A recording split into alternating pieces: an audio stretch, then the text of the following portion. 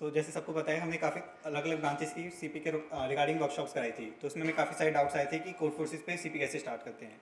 सो ये वर्कशॉप के बारे में, तो कोड फोर्सेस असल में एक रशियन वेबसाइट है जिसपे कोड टेस्ट ऑर्गेनाइज होते हैं। So this is what code forces is. In code forces, इसमें सबसे पहले जब तुम कोड फोर्सेस पेज खोलते हो, उसमें वो तुम्हारे पे रजिस्टर करने का ऑप्शन देगा, और उसके बाद तुम्हारी प्रोफाइल खुलेगी। प्रोफाइल में सबसे पहले जब तुम बनते हो तो उसमें अनरेटेड आता है। अनरेटेड उसमें सिल्वर कलर का होता है, धीरे धीरे अनरेटेड सिल्वर कलर का होता है, और ये जो कलर है ये तुम्हारी रेटिंग डिफाइन करता है। लाइक अभी इस currently I am expert on Codeforces. So this this the rating graph. So सबसे पहले सिल्वर कलर में ये न्यूबी होता है, उसके बाद प्यूपिल, specialist, expert, candidate master, master, जैसे इसमें रेटिंग इंक्रीज होती जाए। नॉर्मली अगर तुम्हें इंटर्नशिप में अगर कोडिंग राउंड के क्वेश्चन सॉल्व करनी है तो तुम्हारी मिनिमम रेटिंग प्यूपिल तो होनी चाहिए। सो ट्राई करो 1200 प्लस बनने की। सब बन जाओ तो बहुत अच्छा है। सो कोर्सेज पे जनरल कॉन्टेस्ट टाइम होता है around 8 o'clock in the evening, और मोस्टली इसी टाइम होते हैं। उसके अलावा कभी कभी 2:30 बजे या फिर 3:30 बजे भी होते हैं शाम को। और जनरली जनरली एक महीने में 7 या 8 कॉन्टेस्ट होते हैं, तो सारे ट्राई करो सारे दे सको। 2 घंटे के होते हैं, ज़्यादा टाइम लगता है। मोस्टली काफ़ी बार 2 घंटे भी नहीं लगते। उससे ज़्यादा जनरली 2 प्रॉब्लम सॉल्व होते हैं, उससे ज़्यादा होते नहीं हैं, तो फिर काफ़ी लोग छोड़ देते हैं। पर ट्राई करो थर्ड प्रॉब्लम को। So this the contest page. इसमें मतलब सारे अपकमिंग कॉन्टेस्ट विजिबल होते हैं। जैसे और फिर कॉन्टेस्ट भी सारे एक जैसे नहीं होते। लाइक इसमें पहला कॉन्टेस्ट है डिव 1+2। ये सबके लिए रेटेड होता है, ऑल द सारे रेटिंग रेंजेस के लिए 0 to 4000 जितनी भी हैं। ये काफ़ी बेटर प्रॉब्लम्स होते हैं। इसमें काफ़ी वेल ऑर्गेनाइज होते हैं। काफ़ी जनरली बहुत हाई ऑर्गेनाइजेशंस कराती हैं, लाइक आईआईटी कानपुर। जैसे आईआईटी कानपुर भी ऑर्गेनाइज कराती है डिव 1+2 कॉन्टेस्ट, और काफ़ी बड़ी बड़ी ऑर्गेनाइजेशन कराती हैं। रशियंस ऑर्गेनाइजेशंस, अमेरिकन, काफ़ी सारे, मोस्टली चाइनीज़ भी होते हैं काफ़ी। सो एक डिव 1+2 कॉन्टेस्ट होता है। उसके अलावा होती है div 2 contest. Div 2 contest rated होते हैं 0 से 1900 की रेंज, 0 से 2100 की रेंज में। और डिव उसके बाद आता है डिव 3। डिव 3 होते हैं 0 से 1600 की रेंज के लिए रेटेड। ये अगर तुम स्टार्ट कर रहे हो तो डिव 3 और डिव 4 काफ़ी अच्छे कॉन्टेस्ट होते हैं स्टार्ट करने के लिए, क्योंकि इसमें प्रॉब्लम जनरली ईजी होते हैं और तुम जनरली 3 से 4 प्रॉब्लम्स बना सकते हो। और डिव 4 रेटेड होता है 0 से 1400 के लिए। तो अगर तुम्हारी रेटिंग अगर 1200 अबव है तो इट्स क्वाइट पॉसिबल कि तुम सारे प्रॉब्लम बना पाओ। तो कॉन्फिडेंस बूस्ट करने के लिए काफ़ी अच्छे कॉन्टेस्ट हैं। ट्राई करो डिव 3 और डिव 4 तो सारे कॉन्टेस्ट दे पाओ।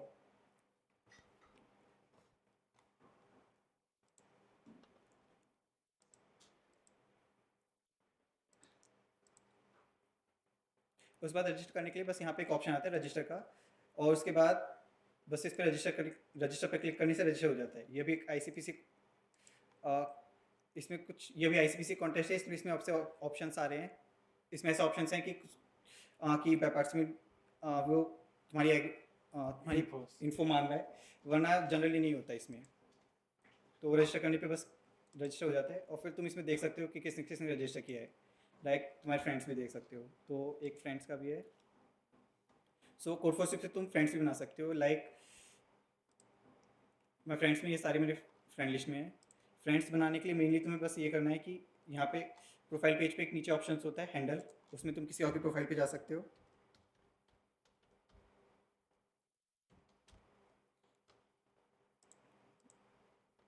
और बस यहाँ पे एक स्टार होता है, इसे क्लिक करना है। स्टार ऐड हो गया, मतलब वो फ्रेंड लिस्ट में ऐड हो गया है। और उसके अलावा तुम कोड फोर्स पे टॉक भी कर सकते, मैसेज भेज सकते हो एक दूसरे को। लाइक ये जनरली फॉर्मल मैसेज होते हैं काफ़ी, जो जनरली मोस्टली कोड फोर्सेस भेजता है, या फिर तुम्हारे कोड फ्रेंड, मोस्टली फ्रेंड्स को अलाउड होता है।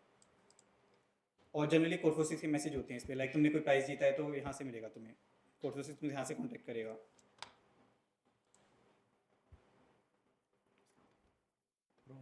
हाँ, सम कॉन्टेस्ट, एक सेकंड कॉन्टेस्ट।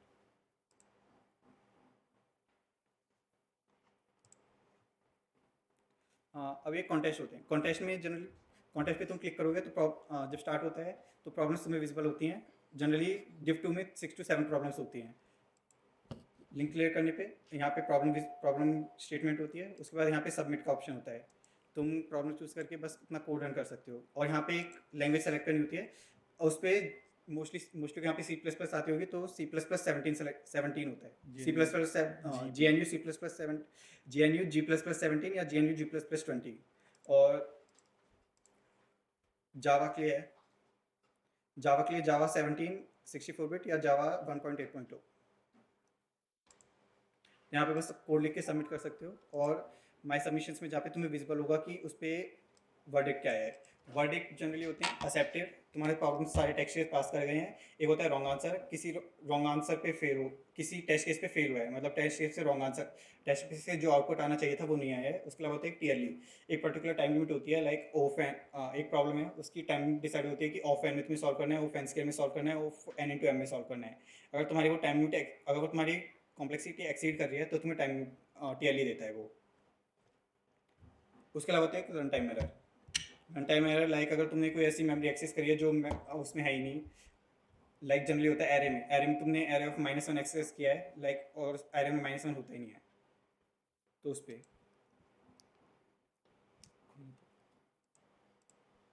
Submit code. और for mainly Python user, please don't select that Python. If you are coding in Python, don't select that one. You have to choose PyPy 3 because Python take lot time, so you have to choose PyPy 3. Else you will get TLE on correct answer also. So always choose PyPy for क्या Python. और इसमें ये भी होता है, मतलब जैसे Python है जनरली सी प्लस प्लस से स्लो होता है, तो पाइथन के लिए ये डबल टाइम देता है। लाइक यहाँ पे तुम प्रॉब्लम, यहाँ पे जैसे प्रॉब्लम देखोगे तो इसमें सबसे पहले प्रॉब्लम नेम लिखा आता है, उस पर आती है टाइम लिमिट पर टेस्ट, या टेस्ट की टाइम लिमिट है। जनरली पाइथन पाइथन यूजर्स के लिए डबल होती है टाइम लिमिट, क्योंकि वो स्लो होता है, उससे कुछ एक्स्ट्रा बेनिफिट नहीं होता पर। और इसमें होती है एक मेमोरी लिमिट, और अगर इसमें मेमोरी भी डिफाइंड होती है कि तुम इतनी मेमोरी यूज़ कर सकते हो। ये जनरली काफ़ी बहुत ज़्यादा होती है, 256 प्रॉब्लम ए और बी के हिसाब से काफ़ी ज़्यादा लगती है। पर जैसे तुम आगे प्रॉब्लम्स करोगे DP 2D DP 3D DP, उसमें जनरली काफ़ी बार होता है कि मेमोरी लिमिट एक्सीड दे देता है। उसके अलावा input output generally standard input output होता है। कुछ स्पेशल प्रॉब्लम्स होती है इंटरेक्टिव प्रॉब्लम, उसमें यूज़ उसमें जो कंपाइलर से वो से इंटरेक्ट करना होता है, तो उसका कोड अलग से लिखना होता है, वो बाद में बताएंगे। उसके बाद बस यहाँ पे प्रॉब्लम स्टेटमेंट होती है, उसे पढ़ के तुम्हें अपना लॉजिक डिसाइड करना है। उसके बाद आता है इनपुट्स इनपुट्स पे काफ़ी ध्यान देने की ज़रूरत होती है। इसमें generally number of test case आते हैं और उसके अंदर कंस्ट्रेंट, इस पर ध्यान देना है कि 10 पावर 8 से ज़्यादा तुम्हारे नहीं होने चाहिए। Number of operation. Number of operation 10 power 8 से एक्सीड नहीं करने चाहिए, तो तुम्हें देखना पड़ेगा कितना होता है। और एक इंपॉर्टेंट लाइन होती है यहाँ पे, हाँ, लाइक यहाँ पे दे रखा है each in the input there are T number of test cases T 10 power 4 and for each test case you have N and M.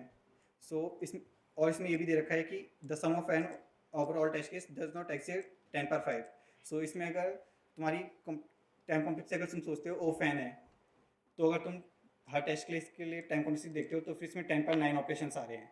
पर इसमें ये क्लिक होती है कि हर टोटल सारे टेस्ट में मिला के तुम्हारा एन 10 पर 5 से एक्सीड नहीं हो रहा, तो तुम्हारी ओफ एन भी पास कर जाएगा। समझाना चाहिए।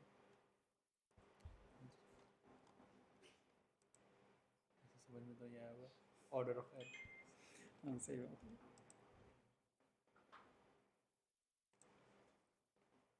और इसमें कोड फोर्स में ये भी होता है कि तुम हैक कर सकते हो दूसरे का प्रॉब्लम, मतलब जब ऑन ऑन कॉन्टेस्ट चल रहा है तो फिर कभी कभी ऐसा होता है कि भले ही किसी का सॉल्यूशन सारे टेस्ट केस पास कर गया है, पर तब भी उसमें कुछ ऐसा है कि वो एक पर्टिकुलर टेस्ट केस पे रॉन्ग आंसर दे सकता है।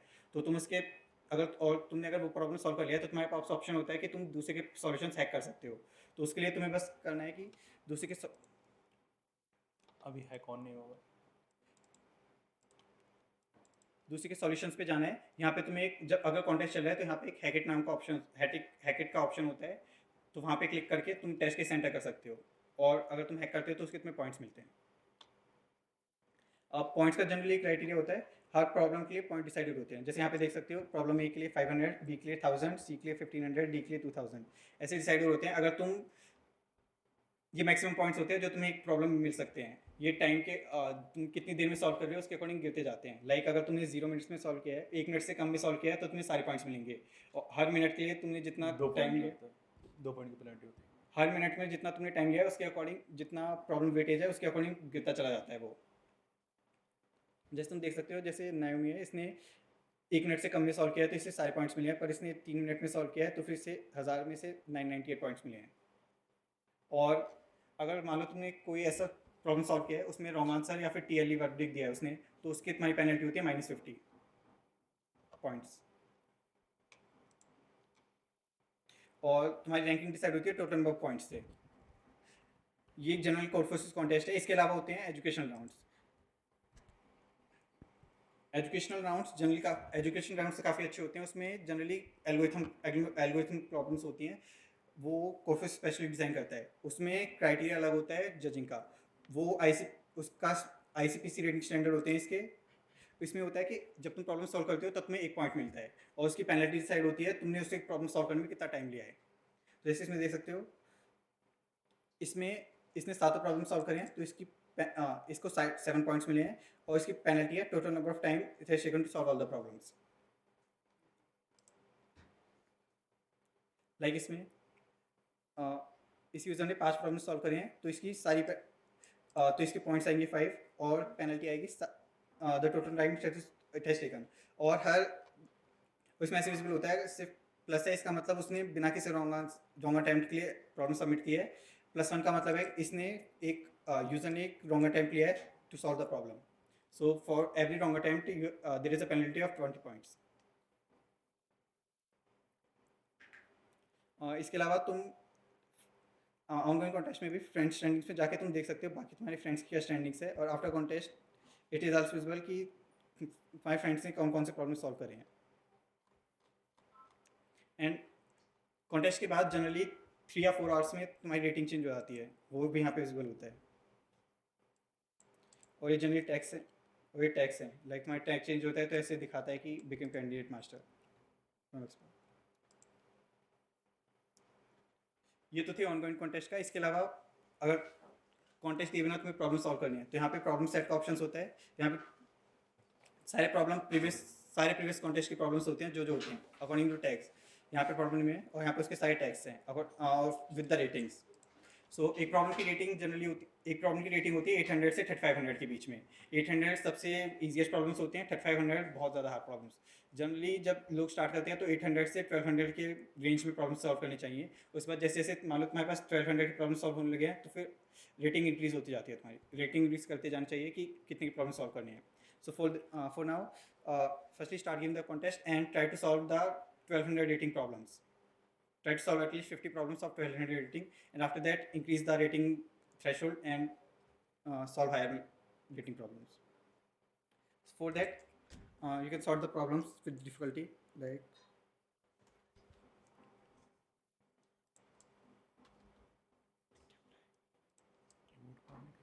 नहीं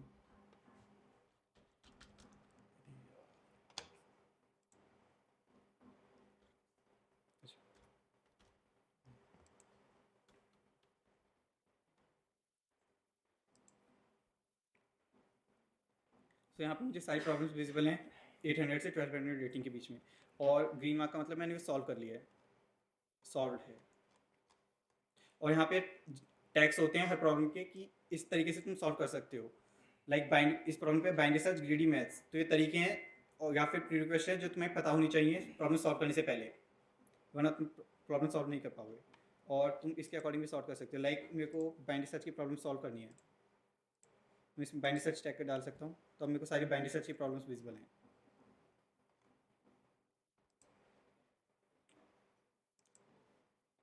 और इसके अलावा कोर्स होता है, ग्रुप्स का ऑप्शंस होता है। लाइक कम्युनिटी होती है, एक हमारी कोर्फोसिस की कम्युनिटी है, उसमें सारे आईआईटी इंदौर के बच्चे हैं।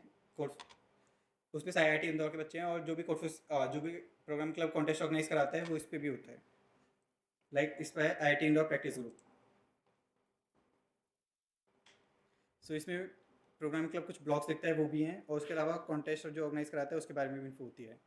सो recommend you to join this.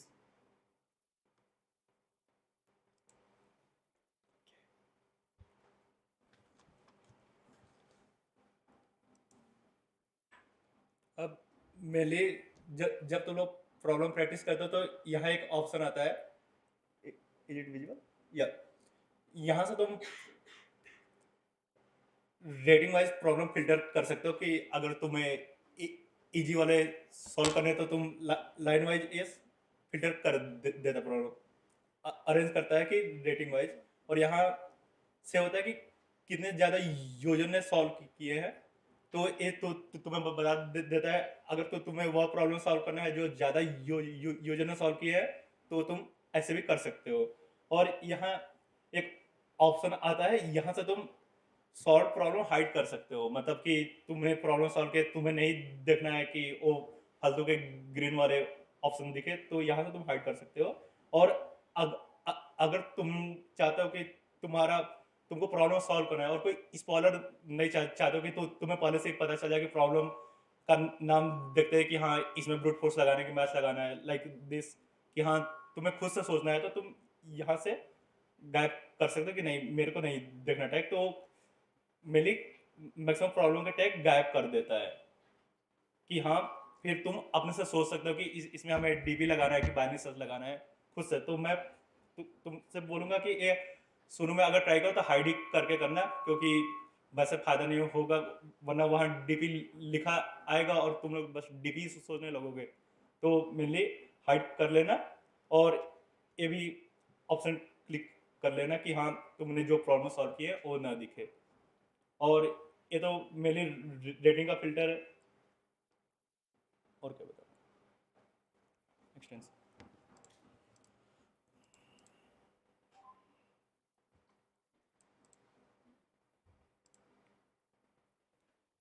हाँ, लाइक जब तुम कोर्सेज का पेज खोलोगे तो फिर कॉन्टेस्ट पेज पे लाइक मेरे को जैसा विजिबल है वैसा तुम्हें विजिबल नहीं होगा। लाइक ये जो 3 कॉलम्स है वो तुम्हें विजिबल नहीं होंगे।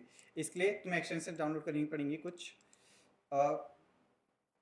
एक्सटेंशन कहाँ visible होती है?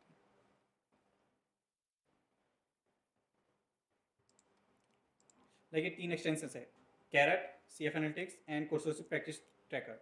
सो इससे तुम्हें ये बता देता है कि जो इसमें तुम्हारी कॉन्टेस्ट की परफॉर्मेंस थी वो किस रेटिंग में लाई करती है, और तुम्हारी आफ्टर कॉन्टेस्ट कितनी रेटिंग इंक्रीज होने वाली है, और तुम्हारा टैग चेंज होगा नहीं, तुम्हारा टैग चेंज हो सकता है या नहीं। सो ये ऑन कॉन्टेस्ट में काफ़ी फायदेमंद होता है, तुम्हें पता चल जाए कि तुम्हारी रेटिंग कितनी चेंज होने वाली है। उसके अलावा एक और ऑप्शन होता है जो पास्ट कॉन्टेस्ट हैं उसमें मान लो तुम कॉन्टेस्ट नहीं दे पाए थे तो तुम वर्चुअली रजिस्टर कर सकते हो उस कॉन्टेस्ट में। इसमें एक तुम्हारी इसमें एक तुम्हारी विंडो क्रिएट हो जाएगी और तुम उसमें according to the real contest तुम्हें 2 घंटे का टाइम मिलेगा उन प्रॉब्लम्स को सॉल्व करने के लिए, और तुम वैसे ही सॉल्व कर सकते हो। और उसके लिए तुम्हें उस टाइम पीरियड के लिए तुम्हारे लिए एडिटोरियल विजिबल नहीं होगी। एक सेकंड, मेरे को नहीं करना चाहिए।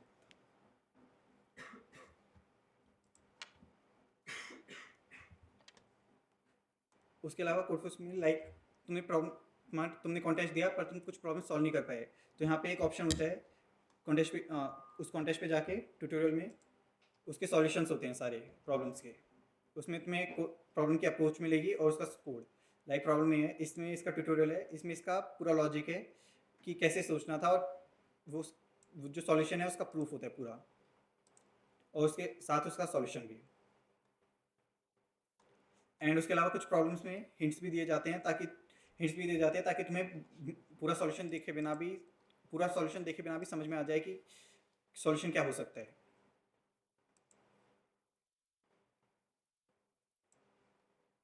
अब यहाँ पे ये जो टॉप सेक्शन होता है इसमें ब्लॉग्स होते हैं, लोग जनरली ब्लॉग्स राइट करते हैं उसके काफ़ी नई चीज़ों के बारे में जो उन्हें पता चली हैं। लाइक कुछ सब काफ़ी नए नए टॉपिक्स के बारे में लोग ब्लॉग्स लिखते हैं, वो तुम यहाँ पे पढ़ सकते हो। और उसके अलावा जो अपकमिंग कॉन्टेस्ट है उनके बारे में ब्लॉग होते हैं, उसमें यहाँ पे अगर तुम ब्लॉग पढ़ोगे तो तुम्हें ये पता चल सकता है कि किसी कॉन्टेस्ट में प्राइज़ है या नहीं। तो जैसे अभी ये कोटन राउंड 4 इसका ब्लॉग है, इसमें लिखा हुआ है इसमें प्राइजेस हैं। So for the first 1000 users it is given prizes of in TON currency.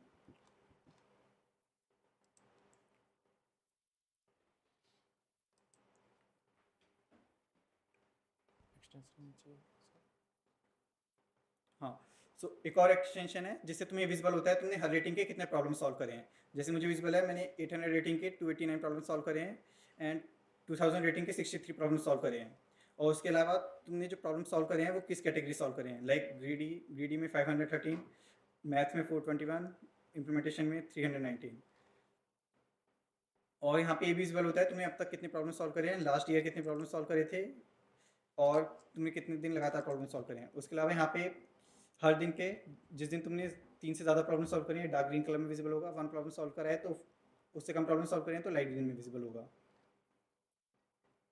और यहाँ पे सारे अनसॉल्व प्रॉब्लम्स भी विजिबल होते हैं जो तुमने अटैम्प्ट करे थे पर तुमने करेक्ट अप्रोच तक पहुँच नहीं पाए थे।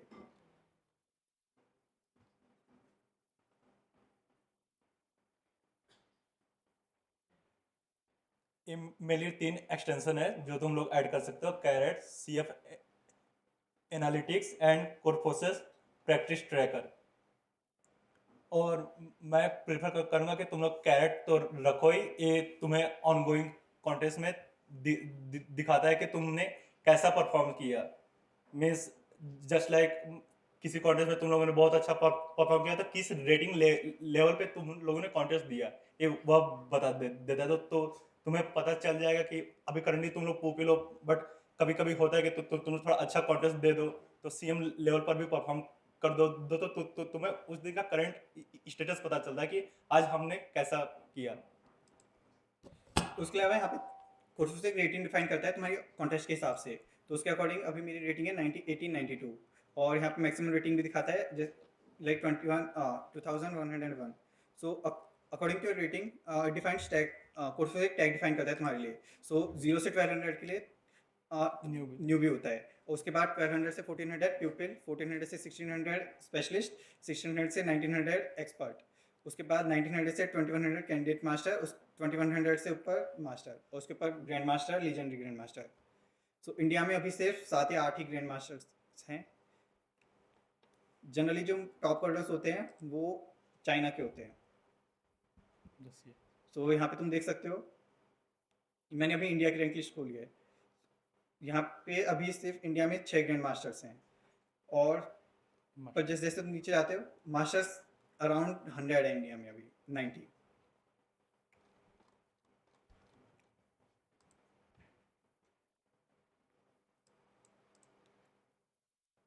टिप्स और प्रॉब्लम सबमिट करने का तो बता दो कोई इजी वाला।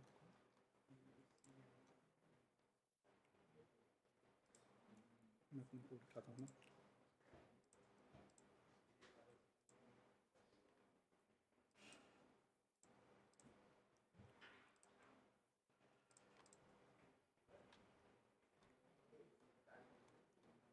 तो यहाँ पे तुम ऐसे प्रॉब्लम सबमिट कर सकते हो। प्रॉब्लम तुम्हें विजिबल है, मैंने प्रॉब्लम ई सेलेक्ट करी है, मैंने इसमें प्रीवियसली सबमिटेड कोड मैंने इसमें पेस्ट किया है। नहीं करने देगा, जैसा एक चेंज।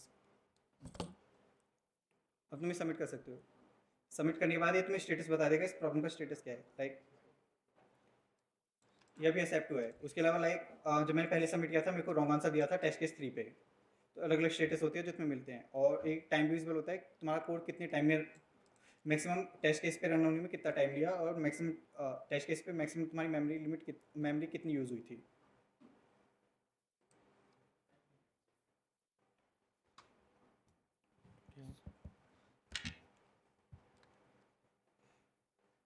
और कुछ स्केल अप के बारे में नहीं, कोड फोर्सेस का ही कुछ बचा होगा ना। कोई कुछ नहीं।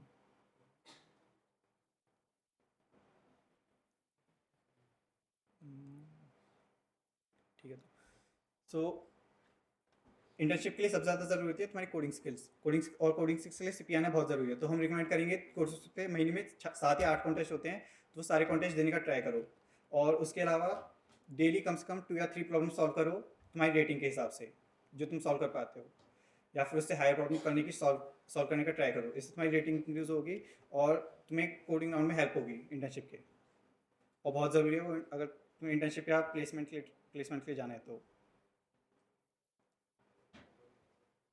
और तो तुम्हारी जो अभी मान लो करंट रेटिंग 1000 है तो 1200 तक के प्रॉब्लम सॉल्व करने की कोशिश करो, मतलब रेटिंग प्लस 200 तक के प्रॉब्लम सॉल्व करने की कोशिश करो, ना तो ज़्यादा ना तो कम। मीन्स ऐसे अगर तुम ज़्यादा रेटिंग का सॉल्व करोगे तो तुम्हें थोड़ा कॉन्फिडेंस लो होगा कि प्रॉब्लम नहीं बन रहा है, मतलब +200 तक के बन जाते हैं, तो थोड़ा ज़्यादा सोचोगे तो वो बन जाएंगे, तो उतना ट्राई कर सकते हो।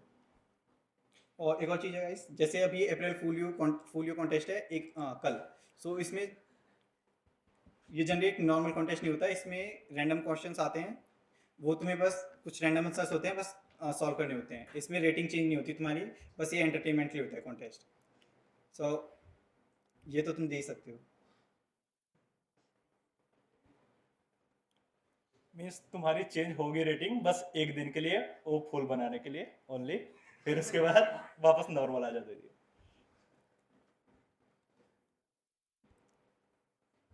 ठीक, और क्या बचा? स्केल अप इसके लिए को बता दो। हो गया। ट्यूटोरियल अच्छा बता दिया। हाँ, हाँ, तो इसके अलावा प्रोग्रामिंग क्लब एक प्रोग्राम ऑर्गेनाइज कर रहा है, स्किल अप मेंटरशिप। सो उसमें तुम रजिस्टर कर सकते हो, उसके तुम्हें भी मेल आ जाएगा, उसमें तुम एक फॉर्म दिया जाएगा, उसमें फॉर्म में अपना नाम लिखना है बस, वो तुम फिल कर सकते हो। उसके बाद हम एक मेंटर तुम्हें असाइन करेंगे जो तुम्हें सीपी के लिए गाइड करेगा। तो तुम उससे सारे डाउट पूछ सकते हो पर्सनली, वो भी वो तुम्हें जो मेंटर होगा वो तुम्हें वीकली बेसिस पे प्रॉब्लम्स असाइन करेगा और टॉपिक्स के रिसोर्सेज देगा जो तुम्हें सीखने चाहिए। और उसके अलावा तुम उससे डाउट पूछ सकते हो सारे, जो भी तुम्हारे प्रोग्रामिंग रिलेटेड हो, या फिर तुम पे कोई प्रॉब्लम सॉल्व करने में डिफिकल्टी आ रही हो।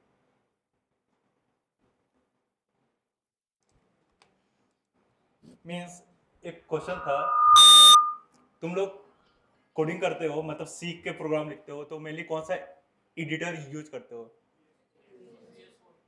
VS code. मैं बोलूँगा कि तुम लोग अभी से सबलाइम यूज करना चालू कर दो।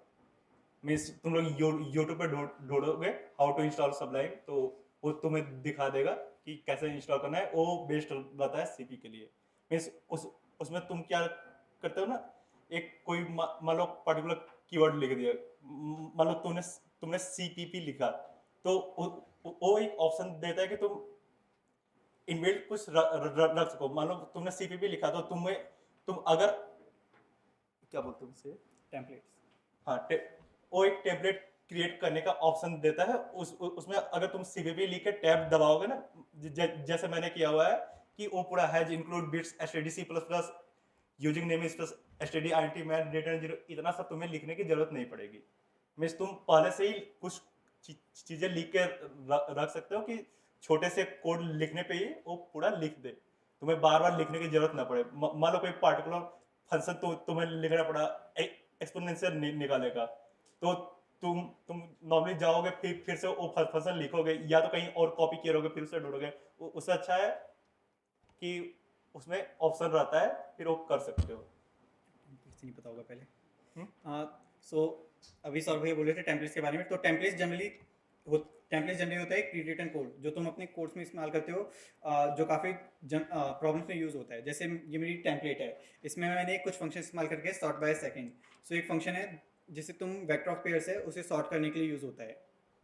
और एक दूसरा ऐसे मैंने 4 फंक्शन यूज़ करे हैं। फर्स्ट पावर फंक्शन, जैसे एक पे आप बी निकालनी है तुम्हें, ये लॉग ऑफ एन टाइम में निकाल के देता है।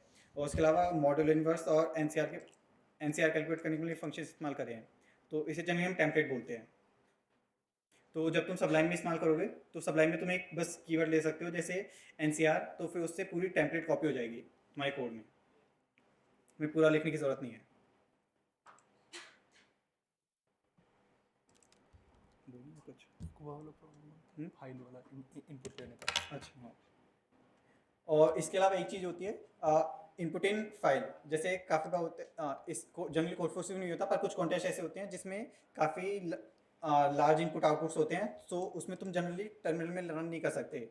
सो उसमें एक होता है run in file, in take input output from file. So उसके लिए तुम दो लाइन यूज़ करनी होती है, ये this lines free open file name read std। सो इस लाइन से वो फाइल जिस फाइल का तुमने नाम दिया है वो इस फाइल से इनपुट लेगा। और ये दूसरी लाइन होती है free open file name w std out. इसमें जो भी तुम आउटपुट दोगे उस फाइल में कॉपी होगा। सो जनरली जो कॉन्टेस्ट ऐसे इस टाइप के कॉन्टेस्ट होते हैं जिसमें लॉन्ग इनपुट आउटपुट होता है, तो उसमें 2 कमांड्स यूज़ करनी होती हैं तुम्हें रन करने के लिए।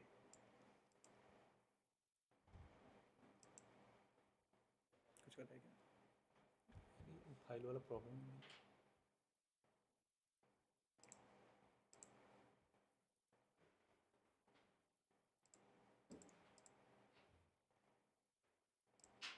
क्या बताना? इंटरेक्टिव प्रॉब्लम के बारे में बताओ। हाँ, इंटरेक्टिव प्रॉब्लम एक सेकंड सॉल्व नहीं कर रखी, Easy सॉफ्टवेयर बताइए। मिटा दी। हाँ, तो मैंने पहले बोला था इंटरेक्टिव प्रॉब्लम्स के बारे में। सो इंटरेक्टिव प्रॉब्लम जनरली होती हैं, तुम्हें तुम्हें उसमें पूरा डाटा, तुम्हारा पूरा इनपुट पहले से नहीं रहा होता, तुम्हें बस जैसे प्रॉब्लम है इसमें हमें ये बताना, इसमें नंबर ऑफ स्टोन्स काउंट करने हैं। इसमें एक स्टैक, इसमें है तुम्हारे पास n स्टैक्स हैं, हर स्टैक में कुछ नंबर ऑफ स्टोन्स हैं, तुम्हें बस ये ढूंढना है कि किस स्टैक में, हर स्टैक में एक कुछ स्टोन्स हैं जिनका वेट 1 है, और एक स्टैक है जिसमें एक स्टोन है जिसका वेट 2 है, तो तुम्हें ये पता लगाना है कि किस स्टैक में वेट 2 वाला स्टोन है। सो इसमें तुम्हें हर स्टैक में वेट नहीं दिया हुआ, हर स्टैक का वेट या हर स्टैक के बारे में कुछ इन्फॉर्मेशन नहीं दी हुई स्टार्टिंग में, तुम्हें बस ये दिया हुआ है कि हर स्टैक का साइज़ क्या है। और उसके बाद तुम्हें क्वेरीज पूछनी होती है, तुम्हें टर्मिनल में क्वेरीज पूछनी होती हैं, उसके अकॉर्डिंग वो रिजल्ट देता है, उसके अकॉर्डिंग तुम्हें कोड लिखना होता है।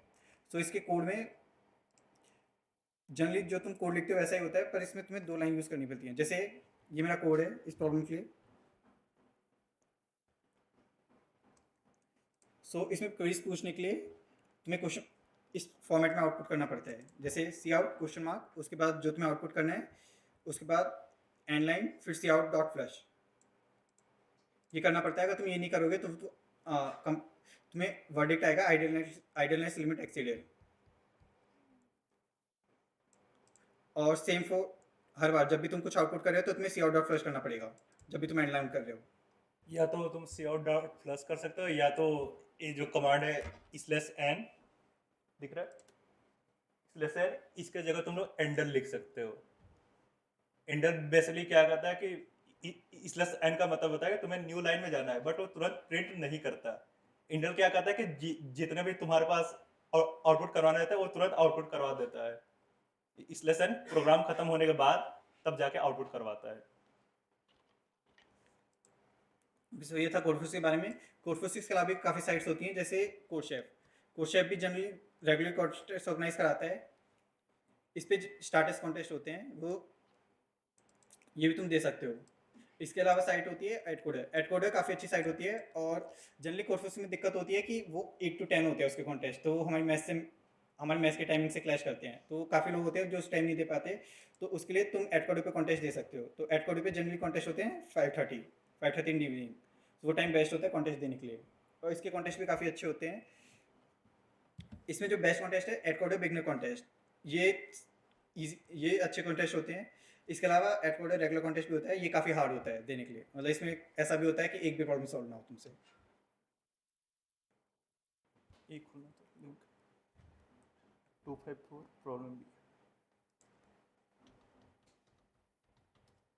.com प्रॉब्लम नंबर बताना। 254 प्रॉब्लम भी स्पेस में कोई एक नॉर्मल प्रॉब्लम का है।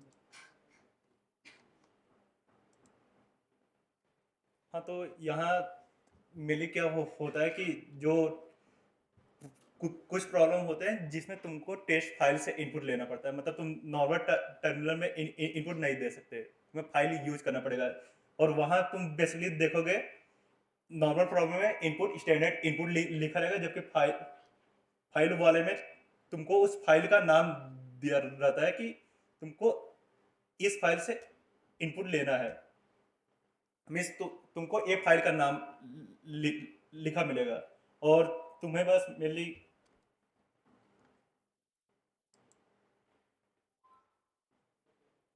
इसका यूज करना पड़ेगा। मीन्स फ्री ओपन फाइल का नेम और डॉट इन यहाँ है, तुमको यहाँ TXT दिया तो तुमको डॉट TXT लिखना पड़ेगा।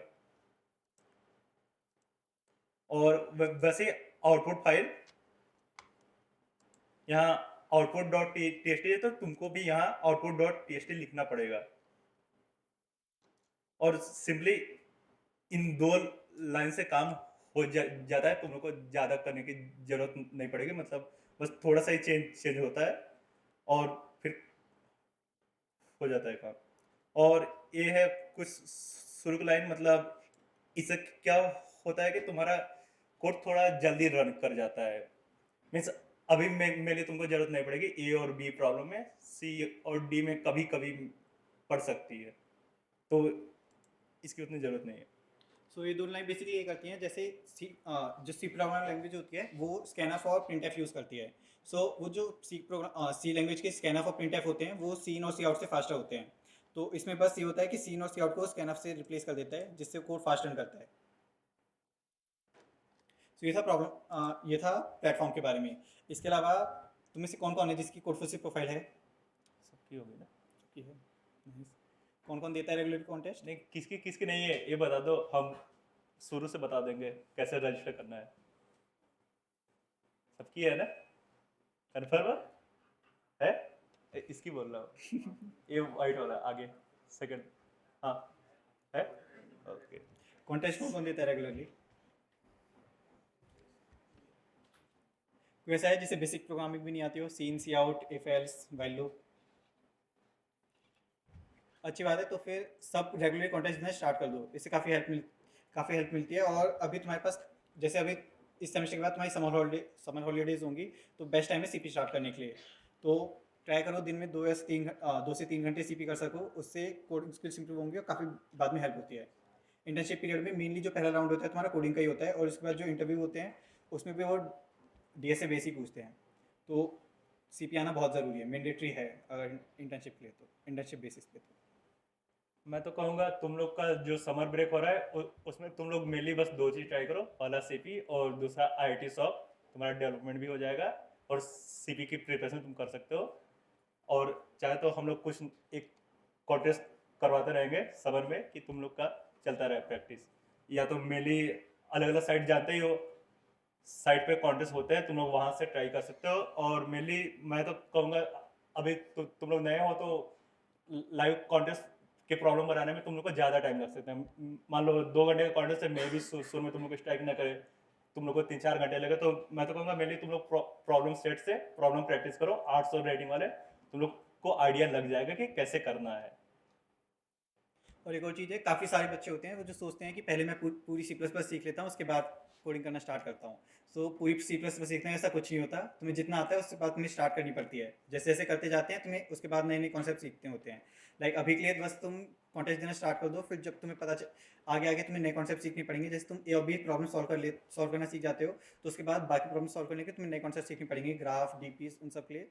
तो वो अभी के लिए नीडेड नहीं है, पर जैसे जैसे तुम आगे बढ़ोगे तब वो तुम्हें बहुत काम आएंगे।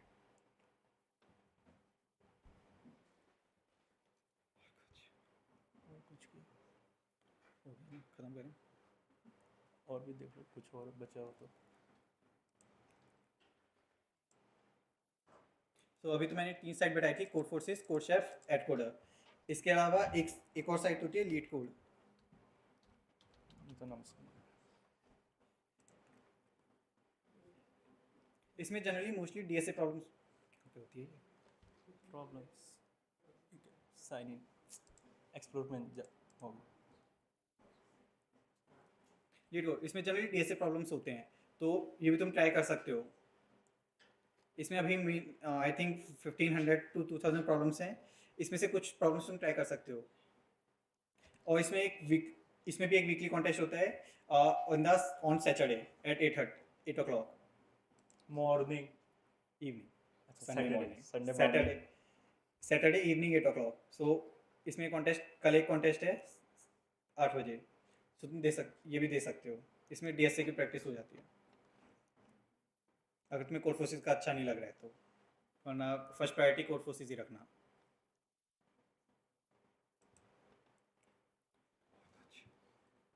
और क्या बचा है?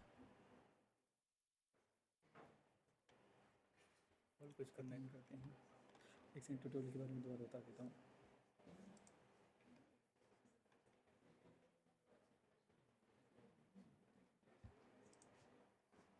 ट्यूटोरियल वाला टिप्स तो दे दो, कब देखना है ट्यूटोरियल? एक और चीज़, जैसे तुमने आफ्टर कॉन्टेस्ट ये एडिटोरियल विजिबल होता है यहाँ पे। सो एडिटोरियल विजिबल, ये तो ऐसा भी नहीं है तुमने प्रॉब्लम देखा, तुम्हें कुछ स्ट्राइक नहीं हुआ तो फिर तुम डायरेक्ट ट्यूटोरियल देख लो। ट्यूटोरियल देखने से पहले कम से कम ट्राई करो 1-2 घंटे मेहनत कर पाओ क्वेश्चन पे, 1-2 घंटे कुछ सोच पाओ कि प्रॉब्लम कैसे सॉल्व करनी है।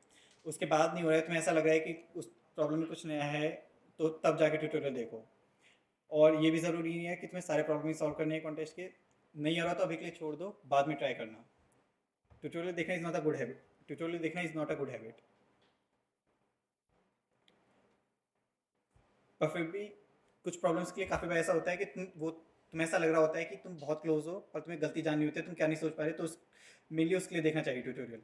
सो यहाँ पे ट्यूटोरियल होता है जनरली कॉन्टेस्ट खत्म होने के 2 से 3 घंटे में ट्यूटोरियल अपलोड हो जाता है, एडिटोरियल अपलोड हो जाती है, तो उसके बाद तुम देख सकते हो। सो यहाँ पे इतना अच्छा एक्सप्लेनेशन तो नहीं बोलूँगा मैं, पर तुमने अगर प्रॉब्लम के बारे में काफ़ी अच्छे से सोचा है तो तुम्हें समझ में आने लगेगा कि क्या प्रॉब्लम का लॉजिक क्या है। और ये यूज़र का सॉल्यूशन होता है, जिसने प्रॉब्लम बनाई है उसका सॉल्यूशन, उसने अपना सॉल्यूशन दिया होता है सॉल्व करने के लिए। Done. Done. और एक और चीज़, हम अभी मेल में अभी IIT इंदौर के ग्रुप का कोर्स से लिंक शेयर कर देंगे, प्लीज़ ज्वाइन गाइस। और एक काम करना, तुम अपने जो दोस्त है सीपी करते हैं उनको अपने फ्रेंड लिस्ट में ऐड कर लेना। मिस ए वन कहाँ गया तेरा फ्रेंड? फ्रेंड लिस्ट में ऐड कर लेना। इससे क्या होगा ना, जब कॉन्टेस्ट तुम दोगे तो तुम अपने फ्रेंड का भी देख सकते हो कि उसने कितने प्रॉब्लम सॉल्व किए, तो तुम्हें भी आइडिया लग जाएगा। मेनली क्या होता है कि अगर तुम और तुम्हारा फ्रेंड सेम लेवल पे हो ना, तो तुम्हें लग सकता है कि हाँ, अगर उसने सॉल्व किया तो मैं भी कर सकता हूँ, तो मेनली हो जाता है सॉल्व। तो बेसिकली करना कि अपने फ्रेंड की आईडी ले लेना और उसे अपने फ्रेंड लिस्ट में ऐड कर देना, और कॉन्टेस्ट के टाइम स्टैंडिंग देखते रहना। मीन्स प्रॉब्लम सॉल्व करने के टाइम स्टैंडिंग देखते रहना। और ये होता है कॉमन स्टैंडिंग, मीन्स ये ओवरऑल दिखाता है जितने कॉन्टेस्ट दिए, और मेनली फ्रेंड स्टैंडिंग में देख सकते हो। और एक ये ऑप्शन होता है ऑन ऑफिशियल, मीन्स बहुत लोग जैसे D4 हुआ वो 1400 रेटिंग तक के लिए ही होता है, बट उससे ज़्यादा रेटिंग वाले भी पार्टिसिपेट कर सकते हैं। तो तुम यहाँ से क्लिक करके देख सकते हो कि किसने अन ऑफिशियली पार्टिसिपेट किया, मतलब उसके भी हिसाब से रैंकिंग दिखाएगी। नहीं तो अनटिक कर दोगे तो ऑफिशियल रैंकिंग ही बस दिखाएगी कि हाँ तुम्हारे लेवल तक अगर 1400 रेटिंग है, जिनके रेटेड है बस उनका ही दिखाएगा। और ऑन कॉन्टेस्ट में number of submissions her problem के लिए देखना ये भी इसलिए भी ज़रूरी है। काफ़ी बार ऐसा होता है कि प्रॉब्लम सी से ज़्यादा हार्डर होती है, तो उससे तुम्हें पता चल जाता है कि अगर प्रॉब्लम ई में ज़्यादा सबमिशंस आ रहे हैं तो प्रॉब्लम ई ईजियर है सी के कंपैरिजन में, तो वो तो वो फ़ायदेमंद होता है। और कोड फोर्सेस पे तुम जितना जल्दी प्रॉब्लम बनाओगे ना, उतना ही ज़्यादा पॉइंट मिलता है। इसमें यह भी रहता है, तो कोशिश करना जितना जल्दी सोच सको।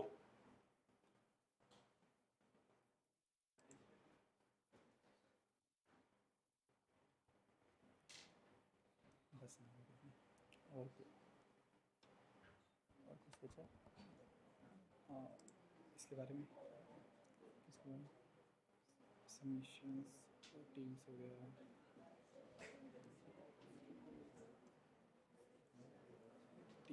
हाँ, और किसी को ब्लॉग लिखने का शौक है? किसी को भी, मीन्स कोडिंग रिलेटेड ब्लॉग किसी को नहीं? ओके। मीन्स इसमें एक ऑप्शन रहता है कि तुम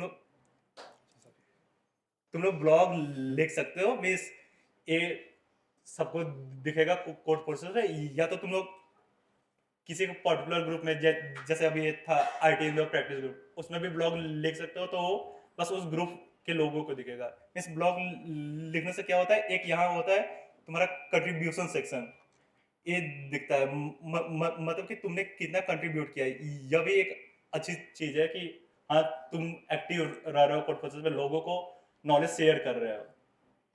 ये काइंड ऑफ सोशल मीडिया चीज़ है, लाइक तुम सब लोग इंस्टाग्राम ट्विटर यूज़ करते हो, सो ये कोड फोर्सेस का है। तुम ब्लॉग्स लिख सकते हो।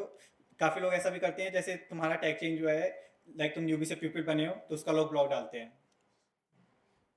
तो तो मे भी तुम्हें अगर उसमें दो चीज होता है, खोलना तो एक कोई ब्लॉग नीचे, होम पे खोल रखा है तुमने। हाँ, इसमें ये होता है अपवर्ड और डाउनवर्ड।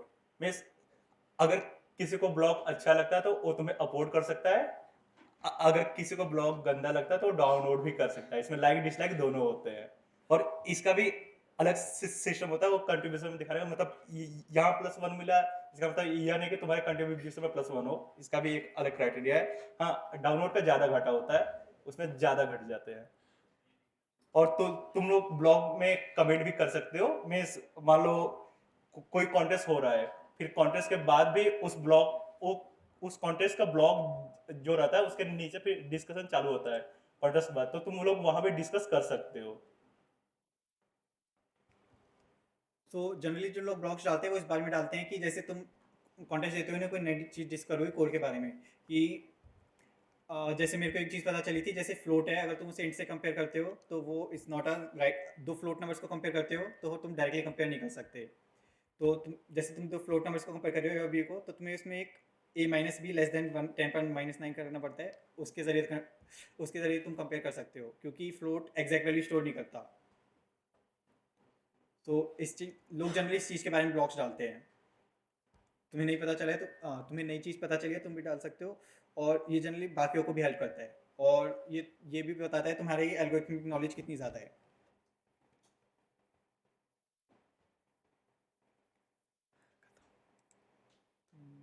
बहुत है।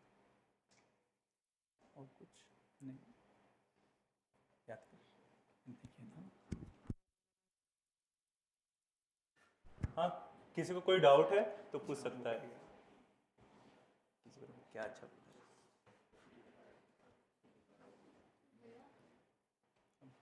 मैं वो जो कोड प्रोसेस पे आप सबमिट करें तो कभी कभी आता है ना कि रॉन्ग आंसर ऑन टेस्ट 2 या टेस्ट 3, अच्छा।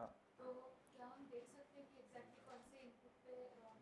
हाँ, कॉन्टेस्ट में वो विजिबल नहीं होता, पर आफ्टर कॉन्टेस्ट अगर तुम देख रहे हो तो वो विजिबल होता है। जैसे ये है मेरा रॉन्ग आंसर ऑन टेस्ट 3।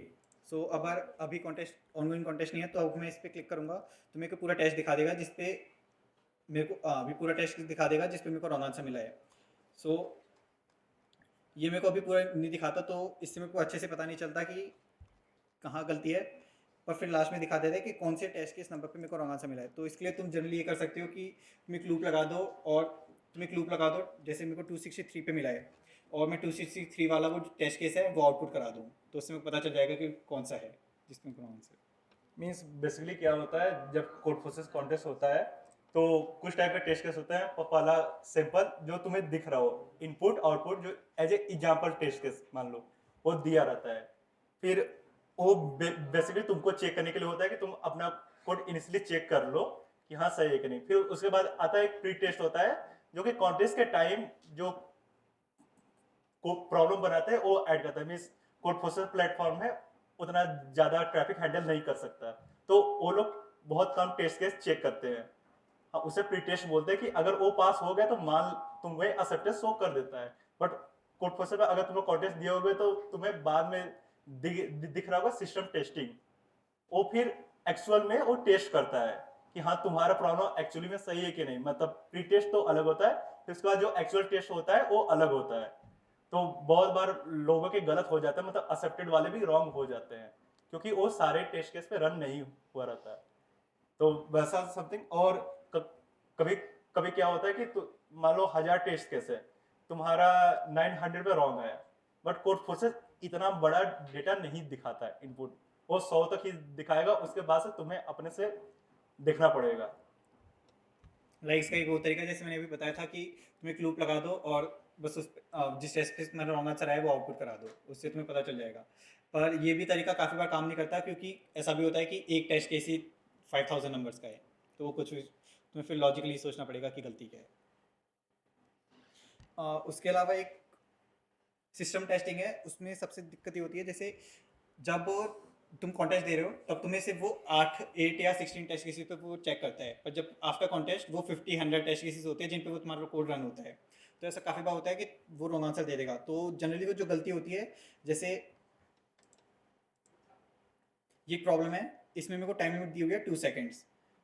तो अब और फिर यहाँ पे विजिबल होता है कि कितने टाइम लिया मेरे को मैक्सिमम टेस्ट केस रन होने में। अब मान लो 2 सेकंड्स मैक्सिमम टाइम लिमिट थी 2 सेकंड्स, पर मेरा 187 ms में रन हो गया। तो काफ़ी अच्छा है कि काफ़ी कम लिया है पर इसने। पर अगर मान लो सिस्टम टेस्टिंग से पहले इसने मेरे 1900 ms में रन हो रहा था, तो उसके काफ़ी चांसेस थे कि ये सिस्टम टेस्टिंग में फेल हो जाएगा। तो तुम्हें ऑप्टिमाइज़ करना पड़ेगा अपना कोड, सोचना पड़ेगा कि कितना ऑप्टिमाइज़ कर सकते हो। और कोई डाउट?